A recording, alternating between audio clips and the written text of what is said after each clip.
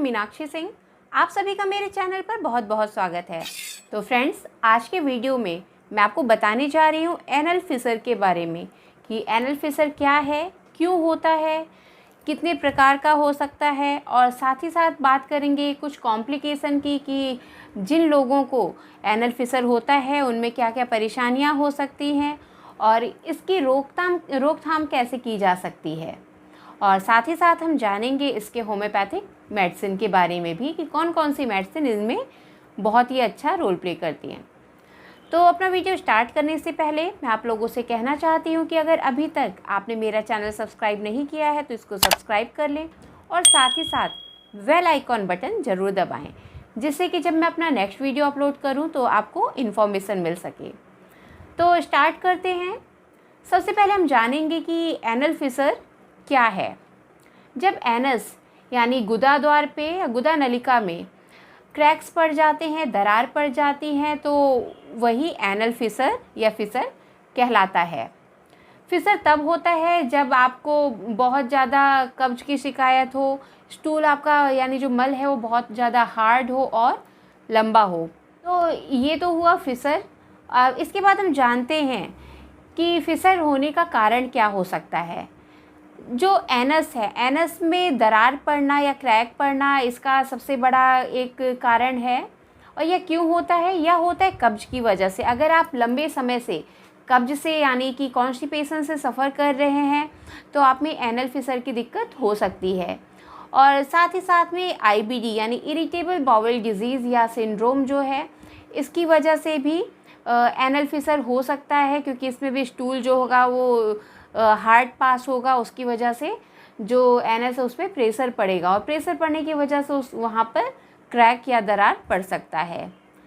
आगे बात करते हैं कुछ एसटीआई यानी सेक्सुअली ट्रांसमिटेड इन्फेक्शन जैसे हर्पीज़ हैं, सिफिलिस हैं, इन सब केसेस में भी एनल फिशर हो सकता है। और साथ ही साथ अगर आपका जो एनल इंस्पेक्टर है उसकी जो मसल्स हैं वो असामान्य रूप से टाइट हो गई हैं, तो उसकी वजह से भी प्रेशर पड़ने की वजह से एनल फिशर हो सकता है। तो ये तो इसके मुख्य कारण रहे।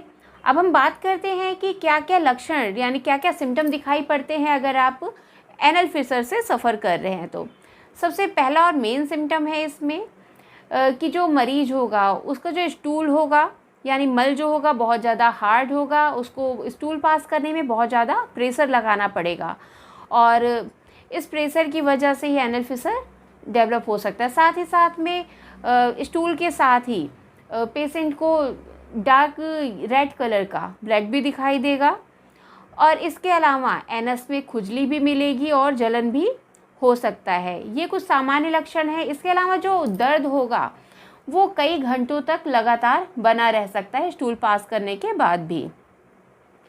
सिम्टम्स के बाद हम बात करते हैं कि जो एनल फिशर यानी फिशर है ये कितने प्रकार के होते हैं। एनल फिशर मेनली 2 टाइप्स के होते हैं। पहला है एक्यूट और दूसरा क्रोनिक। तो एक्यूट फिशर तो वो होते हैं जो कि स्किन के ऊपरी सतह पर जिसमें क्रैक्स पड़ जाते हैं, दरारें पड़ जाती हैं प्रेशर स्टूल पास करते टाइम, तो वो एक्यूट के अंतर्गत आता है। लेकिन अगर एक्यूट कंडीशन को आपने ट्रीट नहीं किया, टाइम पे आपने ध्यान नहीं दिया, उसके लिए ट्रीटमेंट नहीं लिया, तो वही आगे चल के क्रोनिक कंडीशन डेवलप करता है, क्रोनिक फिशर कॉज करता है। अब आगे हम बात करते हैं कि इसमें क्या क्या कॉम्प्लिकेशन आपको देखने को मिल सकता है कि जिन लोगों में फिशर है उनमें आगे क्या क्या परेशानियां हो सकती हैं। जिनमें फिशर है उनको क्रोनिक फिशर की भी कंप्लेन हो सकती है, मींस कि लेफ़्ट अगर आपने ट्रीट नहीं किया है सही टाइम पे एक्यूट फिशर को तो वो और ज़्यादा गंभीर रूप ले सकता है। आगे है एनल फिस्टुला, उसमें फिस्टुला भी डेवलप हो सकता है उसकी वजह से। और नेक्स्ट हम बात करते हैं प्रिवेंशन की, इसकी रोकथाम कैसे कर सकते हैं आप घर पर ही क्या करें कि जो आपकी परेशानी है वो कम हो जाए। तो इसके लिए सबसे पहले कब्ज की रोकथाम करना बहुत ज़रूरी है। अगर आपको कॉन्स्टिपेशन है तो इसके लिए आपको बहुत ज़्यादा पानी पीने की ज़रूरत है। साथ साथ ही आपको जो खाना खाना है या आपको जो फूड ले रहे हैं वो संतुलित लें और इसके साथ ही फाइब्रस फूड को अपनी डाइट में शामिल करें। रेगुलर एक्सरसाइज करें जो कि बहुत ज़रूरी है और इसके अलावा चाय, कॉफ़ी और अल्कोहल का सेवन ना करें या कम कर दें। और जब भी आपको शौच यानी स्टूल पास करने की अर्जिंग होती है तो उसको रोकें ना, क्योंकि एक नेचुरल प्रोसेस है। इंटेस्टाइन यानी आंत को खाली करना ज़रूरी है। अगर आप ऐसा नहीं कर रहे हैं तो ये भी एक फिसर का यानी कब्ज का एक कारण बन सकता है, जिससे कि फिसर हो सकता है। नेक्स्ट सिट्स बाथ लें। सिट्स बाथ मीन्स कि दिन में कम से कम 2 से 3 बार आप गर्म पानी यानी गुनगुना पानी रहे उसमें आप बैठें, और कम से कम 10 से 15 मिनट इस प्रोसेस को डेली करें, दिन में 3 बार। तो इससे भी जो आपके जो अंदर ऊतकें जो हैं, टिश्यूज़ जो हैं, उनको रिपेयर करने में बहुत ज़्यादा हेल्प मिलता है। साथ ही साथ आप लैक्सेटिव का भी यूज़ कर सकते हैं, जिससे कि आपका स्टूल जो हो वो सॉफ्ट हो और आपको स्टूल पास करने में दिक्कत ना हो, जिससे कि फिसर कॉज हो सकता है। तो ये तो कुछ प्रिवेंशन थे फिसर के कि आप घर में क्या क्या उपाय कर सकते हैं। अब आगे हम जानते हैं कि कौन कौन सी होम्योपैथिक मेडिसिन्स हैं जिसे हम फिसर के केस में, एनल फिसर के लिए हम यूज़ कर सकते हैं। तो इसमें सबसे पहली और अच्छी मेडिसिन है सल्फ़र। सल्फ़र को 30 पोटेंसी में यूज़ करना है। अगर आपको एनस में ईचिंग हो रहा है, बहुत ज़्यादा ईचिंग के साथ साथ बर्निंग भी हो रहा है, स्टूल पास करने में परेशानी हो रही है, कब्ज की दिक्कत है, तो इसके लिए आप इसको यूज़ कर सकते हैं। सल्फ़र 30 को अर्ली मॉर्निंग में 2 ड्रॉप पीना है। तो और अगली मेडिसिन जो कि हम इसमें यूज़ करेंगे वो है नक्स वोमिका।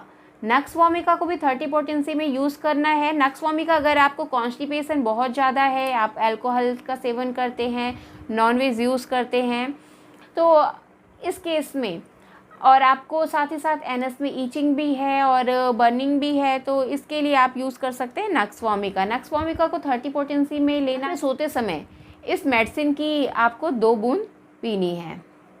आगे मेडिसिन की बात करते हैं जो कि है पियोनिया। पियोनिया को मदर टिंचर फॉर्म में लेना है। अगर आपको बर्निंग है, एनस में ईचिंग है, तो इस मेडिसिन को यूज़ कर सकते हैं। साथ ही साथ अगर आपको ब्लड आ रहा है स्टूल पास करते टाइम, तो इसके लिए बहुत ही अच्छी मेडिसिन है। इस मदर टिंचर की आपको 10-10 बूंद लेनी है। सुबह, दोपहर, शाम 1/4 कप ल्यूकवार्म वाटर में लेंगे तो ज़्यादा बेटर रहेगा। इस तरह से दिन में 3 बार आप इस मेडिसिन को यूज़ कर सकते हैं। नेक्स्ट मेडिसिन की बात करते हैं एसिडम नाइट्रिकम या नाइट्रिक एसिड।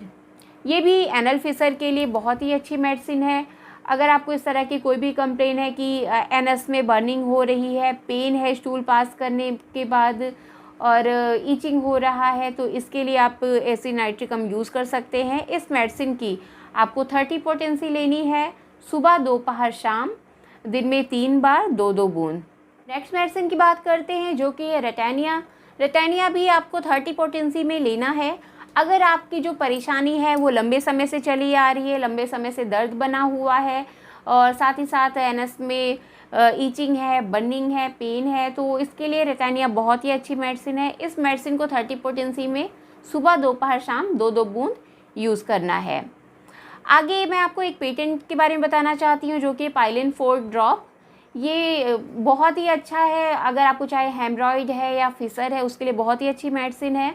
आपको बहुत ज़्यादा पेन हो रहा है, असहनीय दर्द हो रहा है, तो आप इस मेडिसिन को थोड़ी थोड़ी देर पे यानी 1 से 2 घंटे के बीच में लेंगे तो आपको जो असहनीय दर्द है उसमें रिलीफ मिल जाएगा। रिलीफ होने के बाद से इस मेडिसिन की 10-10 बूंद आपको दिन में 3 बार सुबह, दोपहर, शाम 1/4 कप पानी में डालकर लेना है। तो ये तो थी फिसर की कुछ मेडिसिन्स जो कि बहुत ही अच्छी हैं। इसके लिए आप इसको यूज़ कर सकते हैं। अगर आपको इस तरह की दिक्कत है, आपको कोई भी परेशानी है, आप मुझे मैसेज कर सकते हैं, मैं आपको रिप्लाई कर दूंगी। साथ ही साथ अगर आप किसी डिज़ीज़ के रिगार्डिंग मुझसे अपॉइंटमेंट लेना चाहते हैं तो डिस्क्रिप्शन बॉक्स में मेरा लिंक दिया हुआ है, उस पर जा करके मुझसे अपॉइंटमेंट ले सकते हैं। आशा करती हूँ कि आपको मेरा वीडियो पसंद आया होगा। यदि पसंद आया है तो इसको लाइक करें, शेयर करें और साथ ही साथ अगर अभी तक आपने मेरा चैनल सब्सक्राइब नहीं किया है तो इसको सब्सक्राइब कर लें। मिलते हैं फिर नेक्स्ट वीडियो में। Thank you, bye bye.